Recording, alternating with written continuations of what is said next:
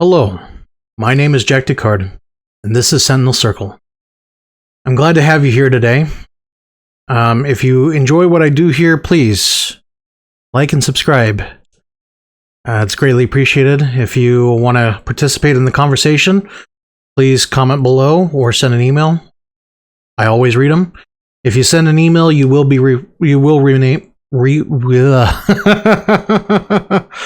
Wow, that's bad. You will remain anonymous. There we go. We got through it. Anyways, before we start the video today, I do have a comment from a video. So let's go ahead and bring that up. It'll probably be somewhere in the video somewhere. But yeah, let me go ahead and read it for you guys. So it says here, this was under my Rumble page, and in case you didn't know, I have a Rumble as well. You're more than welcome to join us there as well. But it was for the video, My Experiences with the College Scam, and it was by a individual named Kelly Dottie. If I am mispronouncing that, I apologize. It says here, I totally agree. Dropped out of college at 20 years old for all the same reasons. Went and got a blue-collar union job making $100K a year. Now 50 and looking to retire with a net worth of $2 million. I tell all men to avoid college and go to trade school. The best thing I did was marry a traditional Chinese girl with family values. Getting involved with white college women will destroy your life. Well, Kelly Dottie, thank you very much for the comment. It is greatly appreciated, and I'm very happy that you made life work out for you. That's important, and hopefully you have a nice, beautiful family, rich in love and affection for one another. It's good to see. It's good to see that, and I'm happy for you.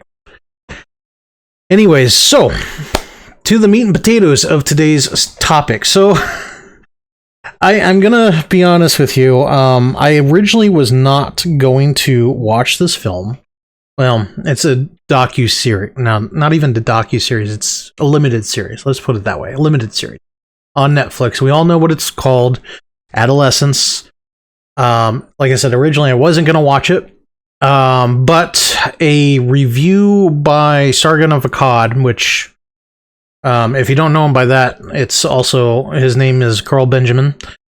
I'm not going to really discuss him as an individual. I have my opinions about him. We'll just leave it at that. But like I said, I saw his review on it, and I decided to watch it based on that review. And I'll post the link to the review in the comments. I'm going to start off by saying that I would not recommend this miniseries, but if you feel you need to watch it, don't do it on Netflix. I would find other means to watch it, if you understand what I'm saying. I hope that the people in my audience are open-minded, and if you are, that's great. I strongly support open-mindedness and making up your own opinion. The reason why I personally was not going to watch it was two reasons. One is stuff like that doesn't necessarily interest me, per se. And two is, I don't like watching things to either like or hate. Life's too short for that. So, I wasn't particularly interested until, like I said, I watched Sargon of Akkad's review on it. And his take was rather interesting, and I agree with most of it. With some caveats here and there. So I'm going to talk about the series topics, the themes, that kind of stuff. But before I do that, I want to bring up one technical aspect that I had a significant issue with.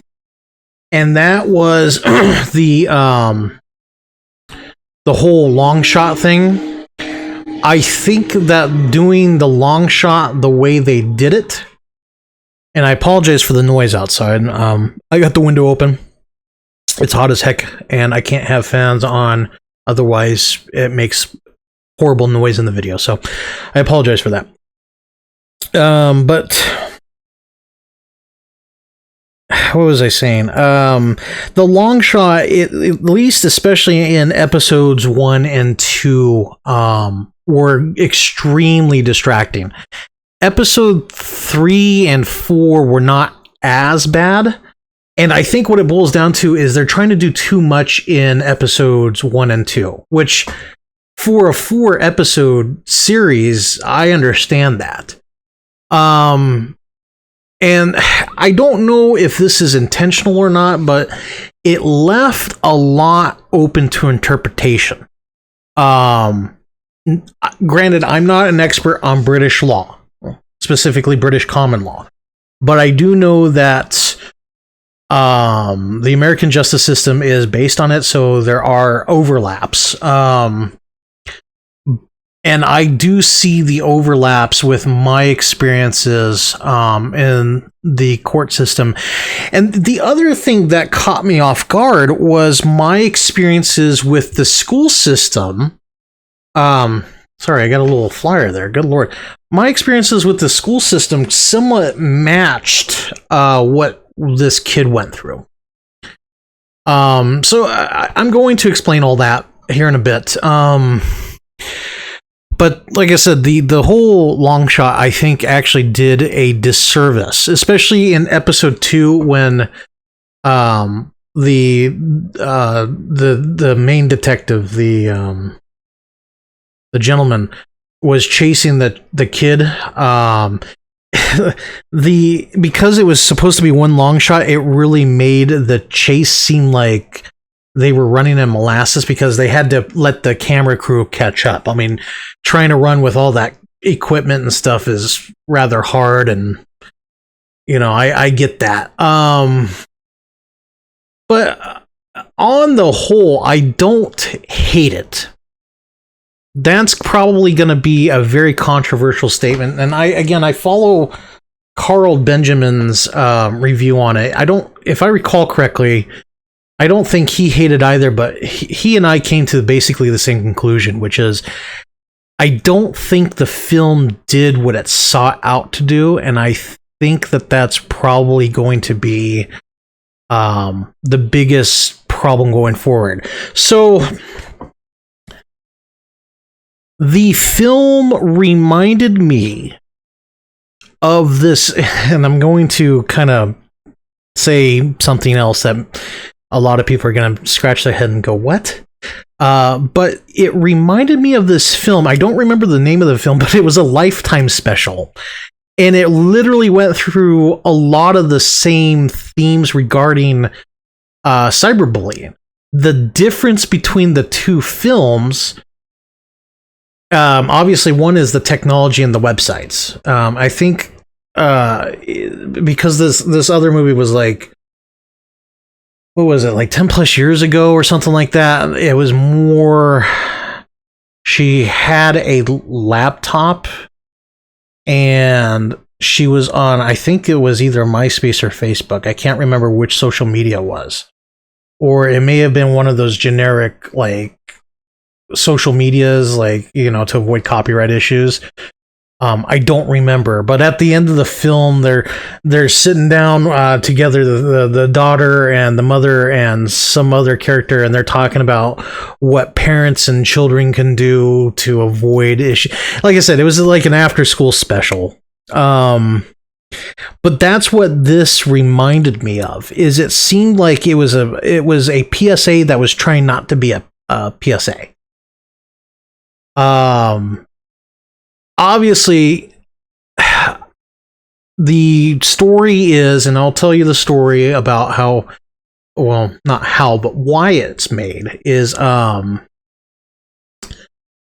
So apparently, it's based on 2 cases in the UK, and I know that like it's supposed to be like 2 black people attacking each other. I get that, okay, and I don't suspect that the race swapping was done here intentionally. I think because apparently the father, if I recall correctly, the father was involved as an executive producer. And so it goes into industry stuff. I'm not going to get into that here. But basically, it would be weird if the main dude who was the father had like a different colored family. So I understand that. I don't think that the race thing was intentional per se, and I know that that's kind of going to be a really negative opinion. And the reason why I'm not sitting here, and because I noticed one thing is there's a lot of people bashing this docuseries without watching it, and I think if they actually did watch it, they would probably come to a different conclusion. And that's actually the other reason why I felt it was important for me to watch it. And again, don't let me prejudice you into either watching or not watching it. Make up your own minds. That's the important part, and I think that's going to be the message of the video here. So anyways, so what surprised me was I recognized the father, and he's been in some American movies, not as like major roles, but he's kind of like that. He's kind of like an actor where you see him but you don't know who he is. There's a couple of them like that. The dude that's in Angel Studios right now doing the Homestead movie. He's like the main character, but he's a character actor. You recognize the face, you recognize the voice, but you don't recognize his name. So similar situation to that, and I think that's how they found him. And again, he's the executive producer. But what surprised me was Brad Pitt was also a producer on the series, which I did not see that one coming. And I had to look it up because I saw it in episode 4 and I was like, that can't be the Brad Pitt. And sure enough, it is the Brad Pitt. So I don't understand why he's involved. But anyways, the fact that I'm going to go back to this other talking point. The fact that the British Prime Minister, it's Keir Stern, I think his name is. The fact that he's saying it's a documentary and is wanting to have it as required viewing for everyone is rather suspect to me. And I think that that's kind of the alarm bell sounding for everyone, because I will say that what I noticed in this movie or limited series is, and it was the same situation with this Lifetime movie, is people don't understand what they don't understand, if that makes sense. Like, episode 2, I think, is like the biggest part of it, and it doesn't go deep into, for example, Red Pill, Manosphere, that kind of stuff. Episode 2 is kind of where it really goes down into it, and it's still not surface level, but just slightly below the waterline if you were thinking of an iceberg here. But it's like, it kind of reminds me of that Law and Order episode of the gamers who didn't want women in gaming. It was kind of like that, where you had Ice-T, who's, quote, in the culture, but it's obvious he's not in the culture. A visual description of that would be where they hold up the power supply and say, "We got the hard drives." That's kind of what it seemed like to me, is the people who are involved don't quite understand it. But the problem is because they don't understand it, the audience is not going to get it, and they're going to get a misunderstanding, and this is kind of why Rush Limbaugh called the media the drive-by media. Is they know enough to be dangerous, and that's all they care about, because by the time the fallout's done, they're already off destroying other people's lives. Let's go ahead and dive into this right now. So, episode 1, a lot of people have stated that the depiction of the UK police in this episode was pretty apt. And I would agree. I don't know British police, but knowing police in general, this was pretty apt. And the fact that they showed up with a SWAT team, they burst down the door, and the kid urinates all over himself because he's scared, and the whole family's freaking out. And I mean, that hit a little too close to home for me specifically. I almost turned it off at that point because it was so disgusting to me. I understand it's a murder suspect. I get that. But this is kind of the inherent problem of... Excuse me. Thirsty. This is kind of the inherent problem with policing in general, is they are so... I don't want to say by the book. It's more... I think it could be done better. Okay? You have the house surrounded. You go up, you knock, you say, hey, can we talk? Whatever. Okay? Because my understanding was they did have a warrant to search the premises. Okay, that's fine. And again, you can go up, knock, and say, look, this is what's going on. We have a warrant. Please step outside. If they don't comply, then yeah, go ahead, burst down the door at that point. But give people, and I understand why they weren't doing it like that. They wanted to preserve evidence. That's fine, but it's just...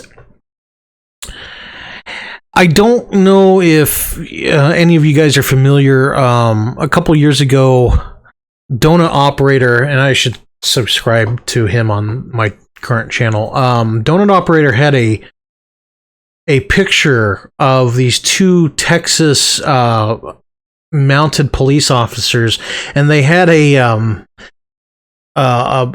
black dude, pardon the vernacular, but this is a description. So a black guy, tied up. He was handcuffed and tied up, and they're walking him, back to town while they're riding, horseback. And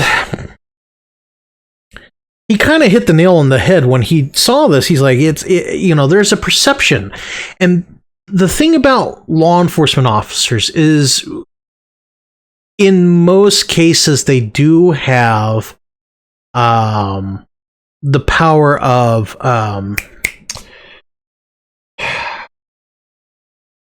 I can't remember the term, but basically they can choose to, unless it's like a serious felony, they can say, look, here's a court summons, show up, okay? Or call on a backup unit, like a car, and put them in the car, okay? But the issue with modern law enforcement is they don't quite understand perception, and this is where Carl's point was, and I will agree with him on this, is the process is the punishment. The reason why they burst down the door and all that stuff, they're going to say it's for safety reasons, whatever. It's also humiliation. They're going to humiliate you in front of your neighbors. They're going to destroy your property. Even though, yeah, you get a form at the end, it doesn't matter. They got to kick in a door. It doesn't affect them. However, your family's traumatized. You're lucky if you're alive, and if you're unlucky, unalived.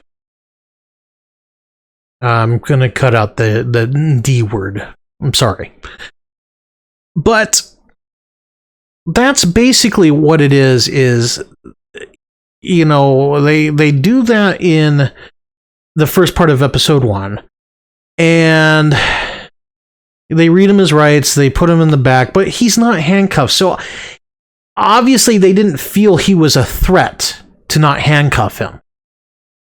I don't know how it's done in the UK, but in the US, if he wasn't handcuffed, then why the SWAT team? You know, so I'm going to reserve judgment on that. I could be wrong. You know, wouldn't be the first time. Sure as heck won't be the last time. But anyways, they get to the police station, and this is kind of where I start losing it, is because they're doing multiple storylines in this. You know, they got to get the parents' permission, and then the attorney shows up, and the detectives are talking amongst each other. And then they question, and the boy was smart. He got an attorney, he listened to the attorney, but once again, they humiliate the boy in front of his father. And I understand that they're trying to show toxic masculinity, whatever. But again, it strengthens my argument and Carl's argument, which is the process is the punishment. You know, they sit him down with his dad and they say, well, here's your Instagram photos. What does the Instagram photos have anything to do with this? Is this evidence? Is this relevant in some case? No, I don't believe that. And the problem with police interrogations like that is they can show whatever they want, and I think that was intentional. You know, and the father at the end, they watch the video. We can't really see the video, but the key piece of information that they got was the shoes. There was like a pair of Nikes. It was white with blue, a very distinct shoe, and they were saying that the kid threw away all the other clothes except for those shoes, and that was like that key piece of evidence. But they didn't have a knife, and they were trying to get a motive. And you could tell at the end the father is like, he's upset, and he already is like, okay, yeah, my son, he must have done something. Like, you could tell that that's what it was. And it's the one thing I will say is, it was quick, very quick. And I will say that in a situation like that, it wouldn't be that quick. Again, UK, okay. And this is why I don't like the whole long take thing, because you have to fit everything in that when it doesn't make sense. So that was episode 1, and they titled it as Day 1. So then episode 2, which is, I think, the most aggravating episode and my favorite out of the whole series, that's Day 3, and they're at the school. And the reason why we're probably going to spend a lot of time on this one specifically is because this was kind of, the show was putting a mirror in front of society. What they didn't intend, they actually put one of those funhouse mirrors in front of the audience, which distorts people's images of self. And I think that's really what they did, and they didn't intend to do it. So it starts off, the two detectives, they go to the school, the kid's school, and they're questioning teachers, students. They're trying to find out information. And to the credit of the detective, the main detective guy, he wants to understand. And his partner's like, there's nothing to understand. And I don't like that person, because all she cares about, all she wants is the arrest. But he's trying to understand it. And to his, I don't know why. I really don't know why. It's possible it was probably helping his case or something, but he wanted to understand, and I give him credit for that, because to understand something, to me, takes a lot of maturity. It takes a lot of respect for your adverse. Oh God, I'm not going to be able to pronounce that word. Your opponent. There we go. Adversary. There we go. Thank you. And the man, well, at least the character is written, I think, very caring, and I think that was intentional, to kind of be like yin and yang to the woman cop, which again, I don't think they intentionally meant to do that. But so he's going around, and again, the school is just in disarray. It's in complete disarray. You got kids on their phones all over the place. You got kids acting out. You got teachers screaming at the top of their lungs, and it's chaos at a school. Complete chaos. And I don't know if how schools are done over there. I'm assuming that this school's a public school, even though they wear uniforms. And the reason why I assume that is because of how poorly behaved the kids are. Public school, unfortunately, the kids are very poorly behaved. I am a product of public school. But I was one of the better kids to a certain extent, and to other extents, I also got in trouble a lot. But they had... I'm thirsty today, good lord. They had a lot of issues with the school, including a false fire alarm, so the whole school had to evacuate. They had a fight between the unalive victim, a victim's friend, I should say, and the friend of the main character. And what was striking to me is, first off, this girl was actually bigger than the guy. That was freaky. But the other thing that stuck out to me was he didn't fight back. Which I don't know if I should say this, but I'm going to say this. If I was being assaulted, I would have fought back, regardless if it's a man or a woman. And I would assume that most people would fight back. But I think the reason why he didn't fight back, and I know I already said that I would have fought back, but I'm already thinking of this, is had he fought back, not only would he no longer he would be the jerk in the situation. Even though she fought him, he didn't fight back. She was kind of treated with a light touch, but had he fought back, he would have been punished heavily.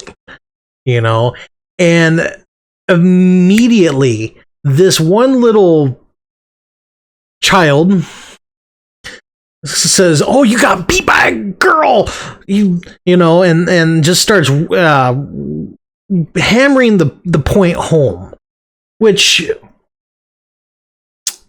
I gotta be honest with you, that's a tale as old as time. Kids bully each other, and honestly, I think adults bully each other as well, but that's neither here nor there. But I think episode 2 is probably the most misunderstood episode, listening to all the conversations about it. And I think the reason for that is because a lot of people had a different experience in high school than Now, I'm going to say that if you did not grow up with computers and cell phones, your experience is going to be different. But I graduated in 2008, and that was the start of the MySpace era, and Facebook was slowly becoming a thing at that time. And of course, we had things like Messenger and other ways of communicating with each other. And like I said, this is why I say that it's the technology is different, because that Lifetime video came out just after I graduated from high school, and the story is the girl was being bullied online, and the mom was, trying her hardest to say, okay, no more laptop, but she was so fixated on what people thought of her that she had to look. It became an obsession, and anytime someone was negative to her, she'd freak out. Anyway, so back to the show. The 2 points that I saw that I think a lot of people are freaking out over, there's two situations. One was the father, or the detective, his son is in the same school, and they have a moment where they sit down and talk to each other. And the website of choice in this case was Instagram. And apparently the emojis that were being used meant like messages, okay?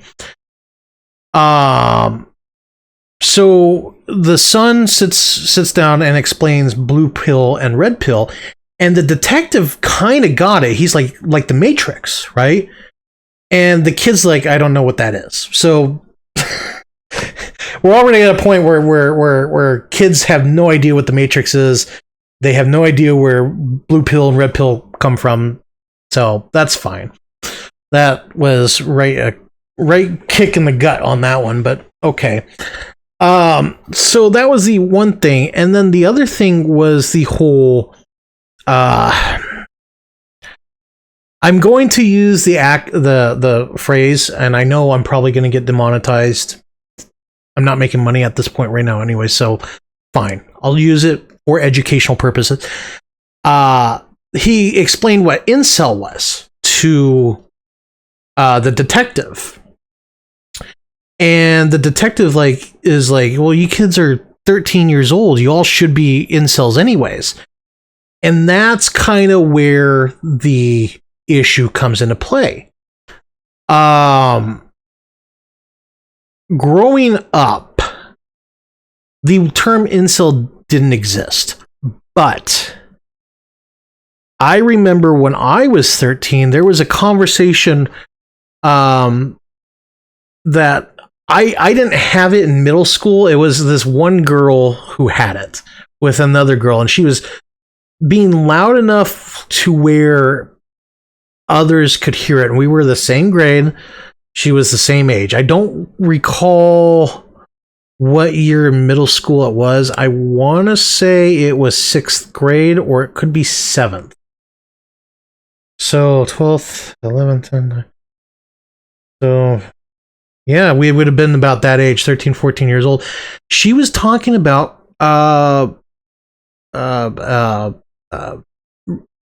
protection, male protection, and the different styles of male protection. And looking back at it now, because I have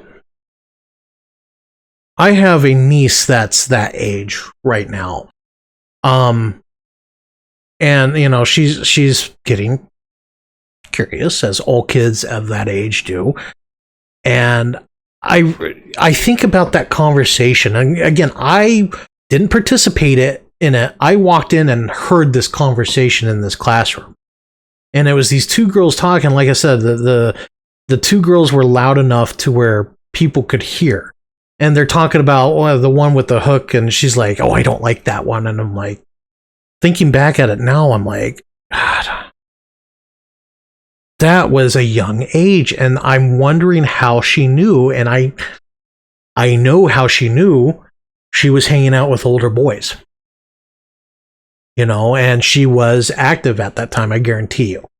Or the counter to that is doing what this other kid did in the show in episode 3, which is talking to make herself seem, more to fit in, or higher on the pecking order, whatever you want to say. But the one thing I will say again is the people who are talking about this limited series, either they don't remember what it was like in middle and high school, or they didn't have these experiences. I somewhat did, and I understand them, I would argue, better than a lot of other people who have talked about it. So, that being stated, there was a time where being an individual with your V card was considered a negative insult. You know, and we all remember, or at least I remember, people being called that and myself being called that. Looking back at it now, you know, it's high school trivial crud, but it did happen. And I remember some of the boys who were like, well, no, I'm not. See, I've done this, and this. And again, looking back at it, I'm like, no, you didn't. It was basically what this kid was doing in episode 3. So that was the first aspect of the whole red pill incel thing. The other aspect was when the female detective mentioned Andrew Tate. And unfortunately, this is another issue of not understanding the red pill incel culture, that kind of stuff. Andrew Tate, I don't have a negative or a positive opinion of Andrew Tate. I will say that how he got his money was extremely unethical. I will say that I am aware of the charges that he faced. I don't know if they're politically motivated, because he was in Romania when it happened. I know that because of who he is and what he is, he's considered persona non grata in a lot of circles. And a lot of those circles have influence over governments. So I can't go 100% in one way or another. The issue that I do have with Andrew Tate is he sells courses on how to make money and other things, which I don't like course selling. I think that one is, if you buy a course, I don't want to say that you're wasting your money. A lot of that stuff is fair knowledge. But two is, why would you pay? It's kind of like if I sat here and said, okay, I'm going to tell you how to get rich right now. Why would I tell you how to get rich and be a competitor in my space? Does that make sense? And that's basically what he's doing, is he's saying, buy my course and I'll teach you how to be a competitor in my space. Well, no, what he's doing is he's selling you, the consumer, a product. And when you buy his product, that's how he's making his money. If you really want to make money, live how he lives and then come up with a course. Robert Kiyosaki does the exact same thing. The guy who's behind Rich Dad, Poor Dad. He did the exact same thing. He came up with a course, and I think his bag was real estate. I mean, back in the 90s, the late night guys who's wearing the suits and with the dollar signs, and he's like, you can make money too! Just buy my course! Don't buy courses. I mean, I do intend to monetize this channel, but it's not for me to get rich. It's so that way I can do things with this channel that I want to, but I'm not going to sit there and say, you have to purchase something. It's more, hey, you got a couple bucks, please send it my way. Help me out so I can help others out. Okay, sorry, I didn't mean to make it a sales pitch on my end. But that is how I see Andrew Tate. Now, the inverse of that, is I did watch it with a loved one who happens to be a woman.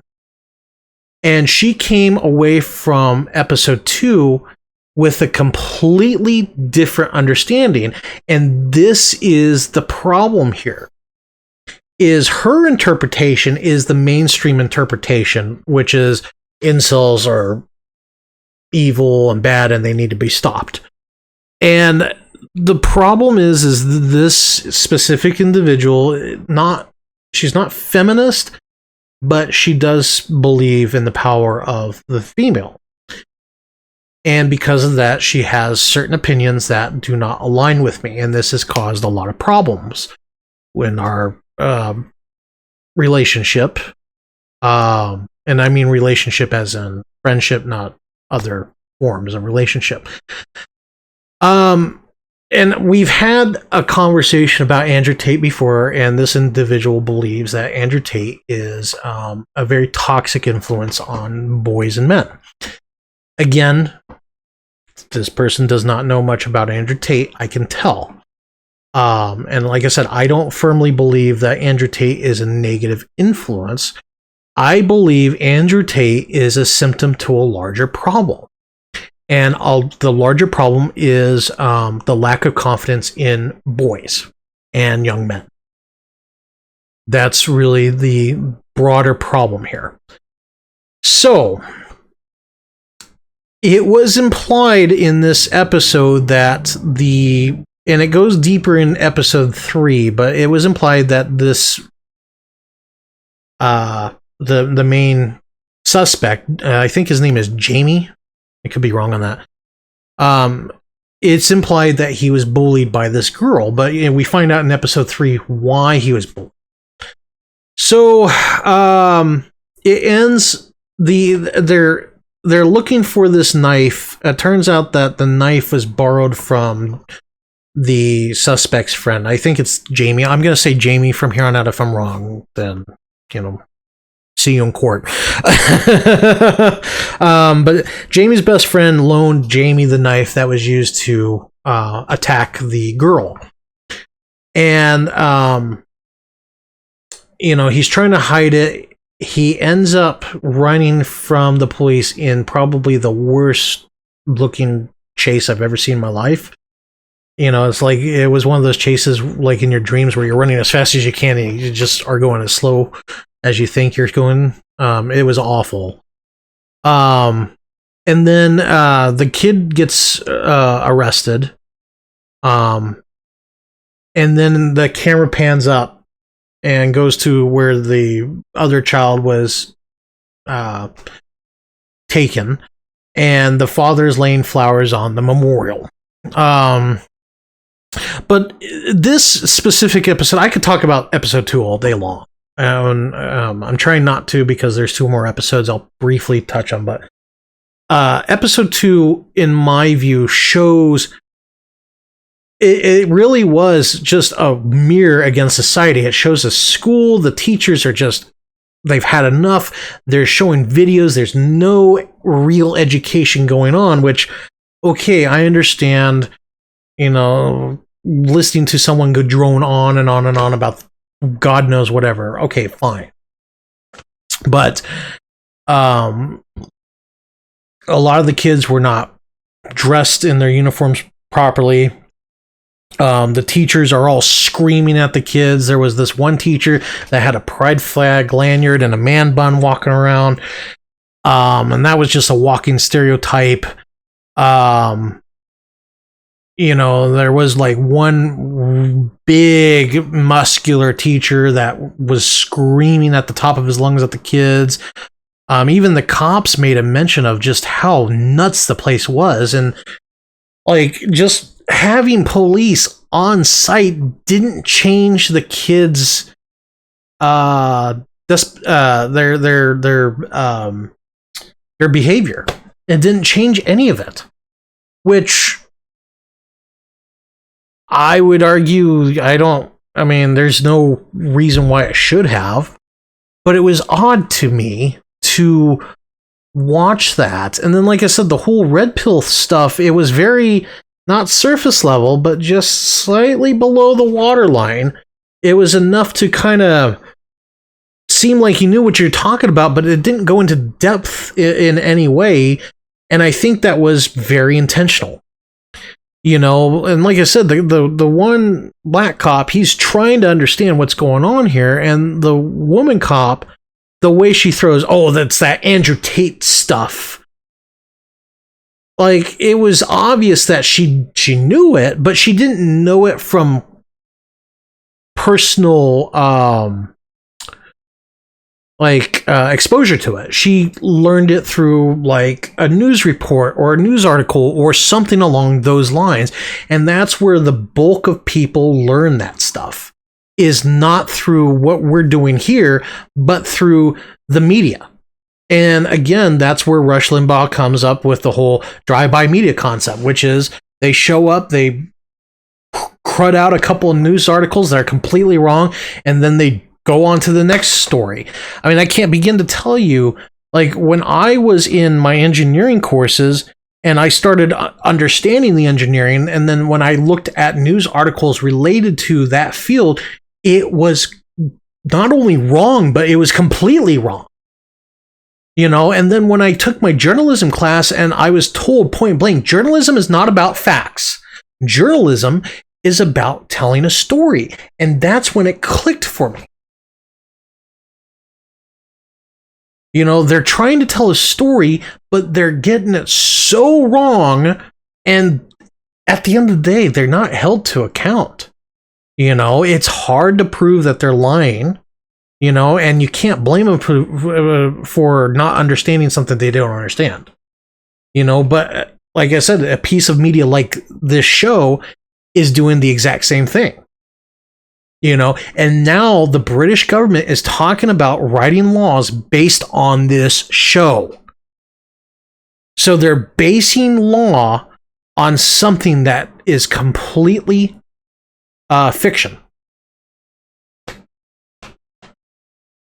How does that make sense to anyone? How does that, like, to me, that's a problem. Anyway, so episode 3 is it was 3 months, something like that. It was a couple months after, and it was a psychologist, a woman, who's going to where Jamie's being held. He's not being held at the police station. They call it a training center, which I don't know what a training center is. It looks like there's a bunch of youth there. The security guards there are wearing polo shirts or button-ups, and they don't have really much of a uniform beyond that. So it's a very limited location. They don't do like serious stuff. Anyways, so she's in there, and it shows her showing up and going through. I mean, she's being nice. She's getting him a hot chocolate, you know, marshmallows, sprinkles. She's a very nice woman, you know, and we find out that she's appointed by Jamie's attorney. So that's why she's there. She's trying to do an assessment, and she straight up says, I can't prejudice myself. Which, she's taking her job way too seriously, but whatever, fine, okay. Anyways, you know, it's obvious that the one guard's straight up hitting on her, you know, and she, I don't want to say is like ignoring it. I mean, you could tell she's just kind of like, okay. She seemed a little uncomfortable about it. Anyway, so then she goes in the interview, and a lot of people are saying that Jamie comes off as psycho in this. I disagree. I think he's at wit's end. And to be fair, the questions that she's asking are kind of out there, and this is kind of why I don't want to talk to therapists on my own anymore, is because of this episode. It gets old. You know, I've been through many a therapist over my childhood and young adult life. And after the last one I had 10 years ago, I just said, no, I'm done. I'm not going to do this to myself anymore. It never makes me feel any better. If anything, a lot of time it makes me feel worse, and I can't do it anymore. It's not healing me. It's causing problems.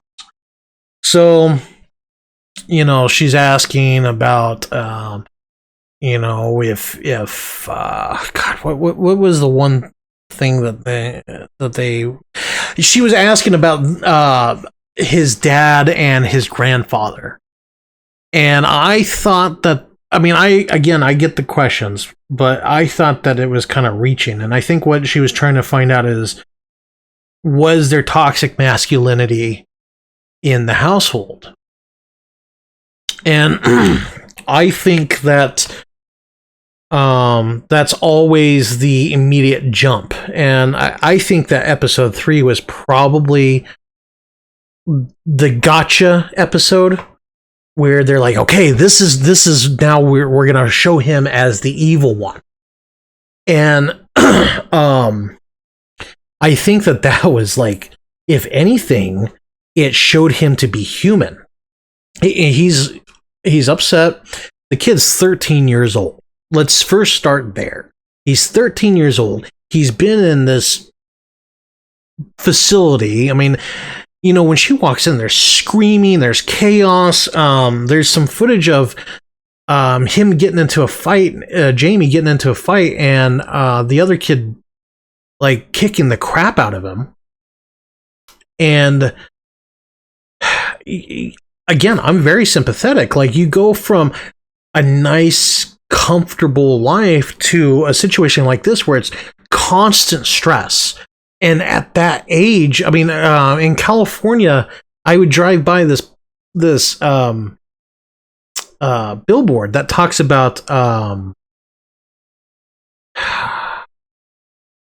it was like adverse childhood stress or something like that. And they're saying that it can have lifetime consequences.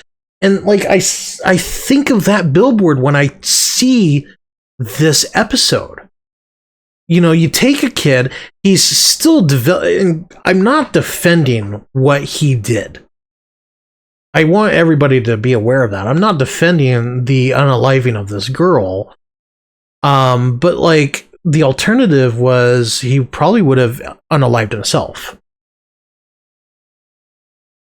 In Minecraft, obviously.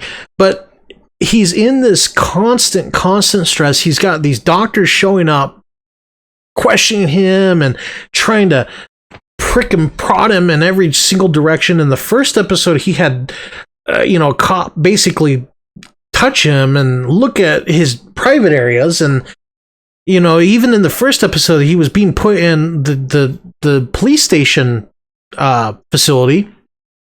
And like, he was with, he was in what's called a dry cell, which I don't understand that concept, but the dry cell didn't have a restroom. So anytime he needed to use the restroom, he had to get a hold of a guard. And like, what was weird, and I understand that this was like, an accurate representation, but what was weird is the guards in the US would not have been that polite. Like, it just seemed like they were so polite and understanding. They're like, we'll just get through this. And, they had smiles on their faces. Meanwhile, in a regular American jail, they would have told you, hey, get against the wall. And the medical exam was like completely not something that would have been done in a regular jail. So again, I don't know how it's done over in the UK, but here that's not how it would have been done. It was familiar but alien at the same time. Anyways, back to episode 3. So the interview, like, a lot of people said that, he's got no respect for women, and that's why he's screaming at the top of his lungs. But the moment the male showed up, like, his attitude and demeanor changed, and I would agree to a point. But that's just how boys are. Boys respect male authority at that age. They don't respect authority from women at that age. And I think what it boils down to is, at least in my experience, the women had something to prove all the time. And the men in that same situation did not have anything to prove. And so what it boils down to is, it's along the same lines as like a workplace. A female manager has to prove herself all the time, and she takes it out on those underneath her, whereas the men typically don't feel the need to do that. Correct me if I'm wrong, please. I'd like to hear your stories. Comment below. But that was the interpretation I got. And she obviously doesn't know what to do in that situation. And from the other videos that I saw reviewing this, there was one that talked about the guy watched with his girlfriend, and she's like a psychologist in a prison system. And she said, if anything, she was too rattled in that situation, which I don't think she deals with children on a daily basis. I don't know. Because again, my understanding of the story is she works for the law firm that's representing the boy, and that's why she was involved. So it's possible she doesn't see, because he was a public defender. It wasn't like the family hired a lawyer. It was a public defender, and I guess the way it's done over there is they contract out with the different law firms, and then a lawyer comes from that law firm. So it's possible she doesn't deal with it every single day. I don't know. Anyways, so he then talks about some of the experiences he had, and she's like, okay, let's talk about this. And she's saying, where did you touch her? What did you do? That kind of stuff. And again, he's saying these things. You can tell, and that's how good his acting was, is you could tell he doesn't believe it. This was a lie from the very start. And then even afterwards, he's like, yeah, that was a lie. I didn't do any of that stuff. And then he goes on into the bullying aspect, and that's where I really felt for the kid.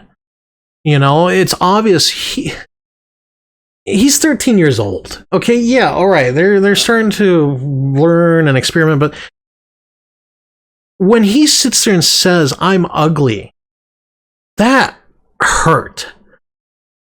And I know, like, someone's going to clip this and make me look out to be like a monster, but he's not a bad looking kid. And I know it was the script, but I felt for him, and then they talk about the girl sending a friend pictures of herself topless, which that's a crime.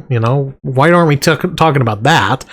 But she sends pictures of her topless to a friend, and it gets out, and he asked her out based on her feeling down on herself. And her response, there were two aspects to her response. One was she said, I'm not that desperate. And then two is that's when the bullying started, which I gotta be honest with you, I went through that as a kid. I asked a girl out. She basically went, ew, and then I had a little bit of bullying from that. But personally, that didn't faze me at that point. That wasn't the first I've heard it. But again, I understood it, and I felt bad for the kid. And that's why I honestly think that was probably like the whole, okay, now he's the villain at this point. And instead again, was that funhouse mirror. It was the caricature of what's going on. And the writers, I don't think the writers really understood what they were writing. You know, it was obvious to me they didn't understand it, and it was because I feel that they didn't live it. And that's probably the biggest problem with this show, is they did not live this, so they have no idea how to write it. You know, but I think the reason why he said that stuff is because he doesn't want to be seen as a child. I mean, at that age, you want to be a man. Well, how do you be a man? And I think that's the inherent issue here.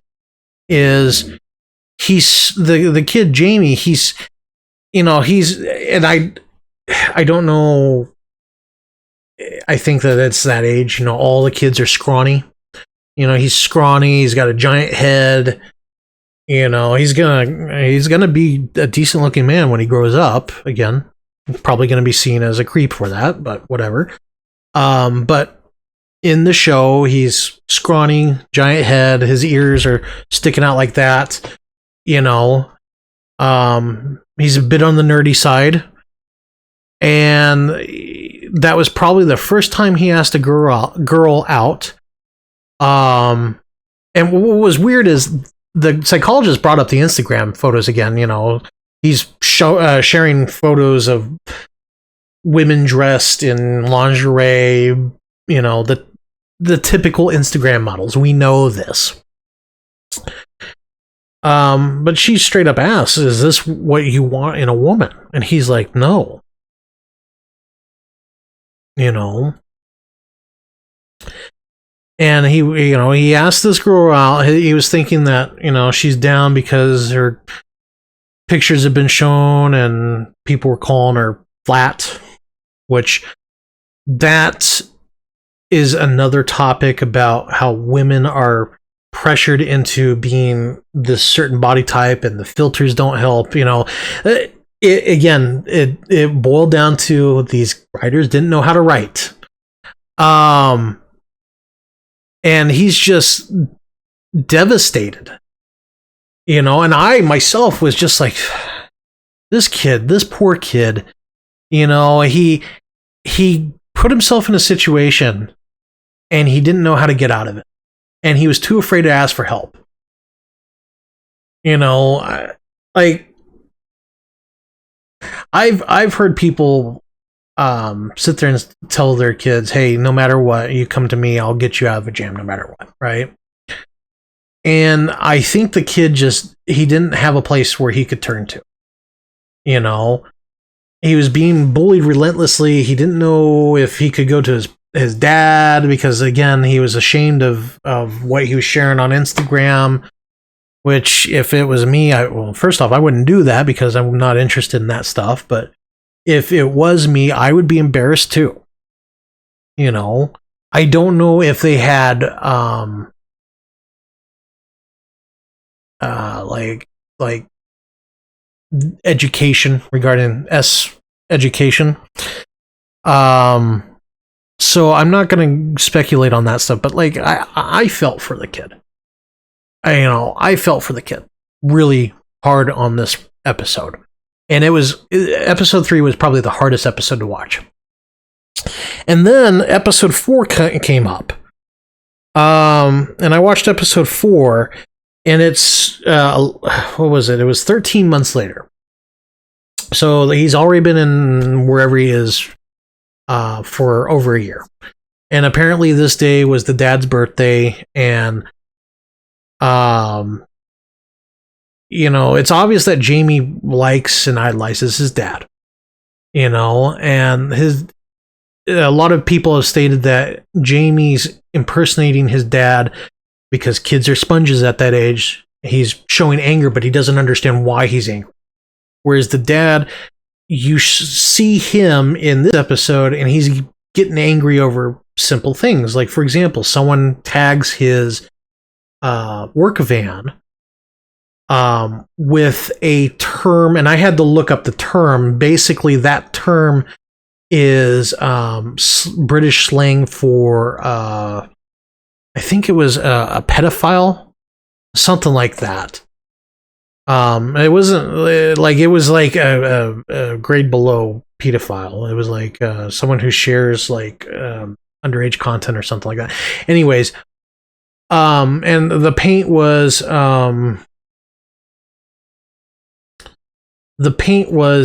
he couldn't wash it off. You know, he goes inside, he gets water, he spills water, he gets mad.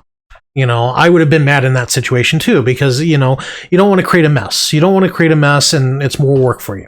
You know, you spill something, now I got to clean that up. You know, then he goes outside and he starts cleaning, and it's not coming off. The neighbor is nosy, and he's getting mad at that. And then the kid, there's like 2 kids that show up, and they start bullying him, and the guy's like, this happened to me too. Like I'll tell you this story real fast.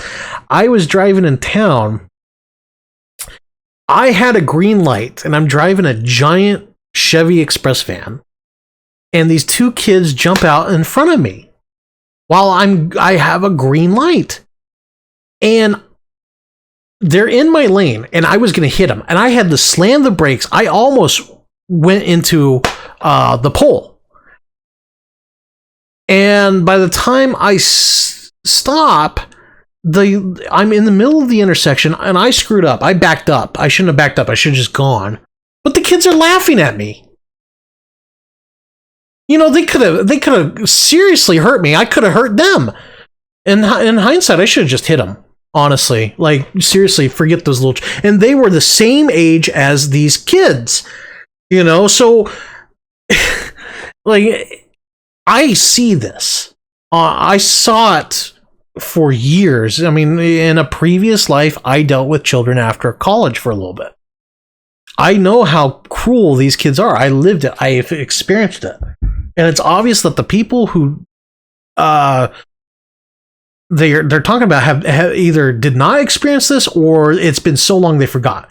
There was one video by trigonometry, I should say, where they had the incel expert, which that dude's not an expert. I don't care what anybody says. Well, he's an expert as in he studied it. He's not an expert as in he's living it. Let me rephrase that. But the one dude, the one host, worked with kids, and he said, yes, this is exactly how it is in schools these days. So I respect him for that one. Anyways, so, you know, back to my story. It's the dude's birthday. They're, you know, now he's like, okay, let's salvage what we can. So they all get in the van, and I had to look up how they did the shot. The shot that they did with the van, that was good. And apparently they swapped out the van. That's the behind the scenes on that one. They had a second van, they swapped it, and there was a camera rig on that second van. Anyway, so they drove it. They all pile into the work van. They drive over to the hardware store. And this part hit home for me pretty hard too. The dude, the guy who's trying to help him, he's like, I recognize you. You're the father of that kid. And he's like, that kid didn't do it. I believe him. I believe that he didn't do it. You know, he's sitting there really quiet, and the father's like, you know, because the father thinks he did do it, but he doesn't know how to react to that. You know, and the kid's like, you know, if you open a GoFundMe, I'd support it. There'd be a lot of people that support it, which I'm sure in that situation, yeah, probably. And again, they're trying to imply that there's these guys out there that would support no matter what, you know, which no one talked about that scene. That's the funny part. They're all focused on episodes 2 and 3. They don't talk about episode 4. Anyway, so he finally is like, look, just give me the paint. You know, blue paint's fine. So he grabs the can of blue paint, and he walks out, and he sees these kids on bikes, and he thought that these were the kids that did it because they were the ones that were But they weren't the same kids. They were completely different kids. But he freaks out. He loses it. And you got to understand, this guy is basically not even living one day at a time. He's living 1 minute at a time. And they've been going through this for 13 months. He's about ready to lose his son. And in all respects, he has. So yes, he would be under a lot of pressure and stress. He's trying to hold the rest of the family together, but that family is going to break apart because of what has happened. I always say that there's never one victim in a situation like that. There's a lot of victims. Because it affects a lot of people. Anyways, so like I said, he loses it. He takes the can of paint and he throws it right onto the van to cover it. He doesn't take his time to make it nice or anything. He just throws the can. Security guard comes out and is like, "Hey, are you going to clean that up?" And he starts screaming at the security guard because, like I said, he's lost it at this point. He's just so angry because he can't do anything. And then on the way home, Jamie calls and he tells his dad, he didn't know that the rest of the family's there, but he tells his dad, "I'm going to change my plea." And the dad is just, he's lost it at this point. They do mention that like Jamie's really good at art and they wish that he stuck with it, but he got distracted by internet, which they're implying that internet addiction is destroying lives, which I would actually agree with that statement, but my conspiracy here is that statement is what's going to push anti internet freedom laws in the UK. And a lot of people like the Lotus podcast or whatever podcast Carl Benjamin's on, they're talking about that. They think that internet's going to be regulated. They're going to regulate Andrew Tate's. It's scary, but yeah, at the same time, like they're saying that the government's creating this incel problem to regulate the internet, which, yeah. That's probably what's happening. But anyway, so they get home. The mother and the father have a chat. And it turns into an argument, and the daughter's listening. And then the father goes upstairs, and he ends up in Jamie's room, and he breaks down crying. Like I said, they're all victims in this. Every one of them. Anyways, like I said, I would not recommend this, simply because it's obvious what it is trying to be, and on that effort, I would not recommend it. But if you are curious, if this review makes you want to watch it, then yeah, by all means watch it. Don't watch it on Netflix. Find another way. Okay, I made the mistake of watching it on Netflix. I don't pay for Netflix. I have it free through my phone carrier. It's the ad tier, but whatever. And I don't say no to free things. So that's how I watched it. And like I said, I regret it. If I had to do it again, I would have found other means to watch it. But the loved one that I watched it with, like I said, had the reaction that I think the people who made this were seeking. And that's what scares me as an individual. I can understand why people would think that. I don't agree with it. I think that Carl's interpretation of it and my interpretation of it is kind of where I think a lot of people who watch it, who are in these groups, would take it. But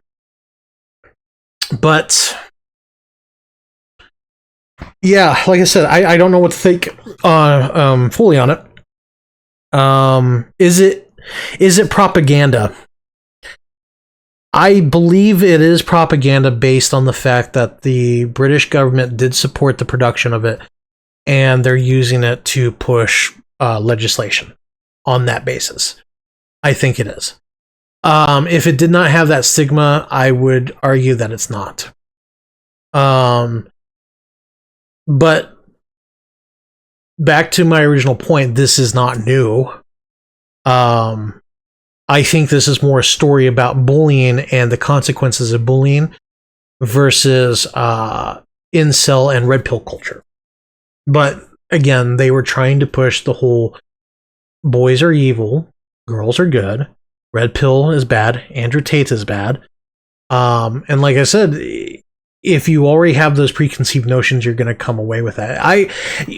Now that I'm thinking about this, I think the best comparison to this would be Joker.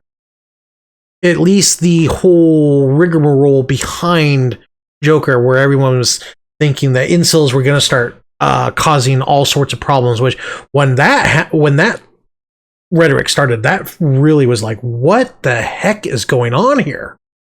Because I knew about incel culture and Volcel and all that stuff beforehand, but I didn't realize that that we were the boogeyman of society. I know that like people like Elliot Rogers and the Dark Knight Rising criminal. He was the guy with the red hair. We all know him.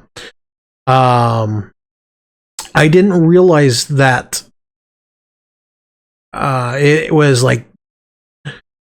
I mean, I knew that especially Elliot Rogers, he was the supreme gentleman, but I didn't realize that we were the boogeyman at that point. I didn't realize that it was like, people were really against, because I mean, again, I knew incel was an insult, and it was like a label that like, incels probably wore, but at the same time it's like, another word. So I'm very kind of surprised at the reaction to all that, especially when Joker hit. Joker, when that conversation started, that was like, what the heck? And then it turned out that it was all overblown. I think that this is what that is.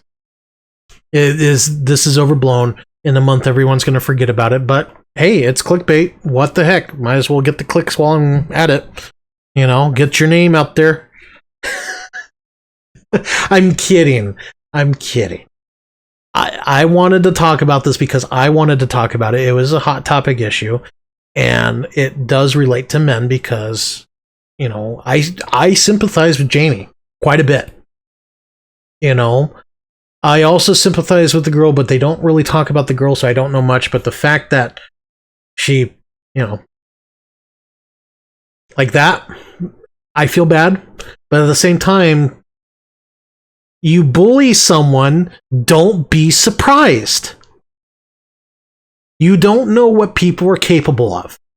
Okay? How many videos of road rage do you have to watch before you get it in your mind that I better not scream at someone on the freeway because they might snap? That's all I'm saying is people are crazy. Don't be surprised when you start picking on someone and then they fight back. Be it they fight you or they do something worse. Like, I'm sure she was doing it for laughs or whatever, and that's out of the whole movie, that was probably the most accurate thing. But yeah, just don't be surprised. Okay? Like, if you took one thing away from this, and I'm not talking about people in the incel community, I'm talking about normies, don't bully the incels. If you're seriously afraid that they're gonna snap and do all that weird stuff, don't do it.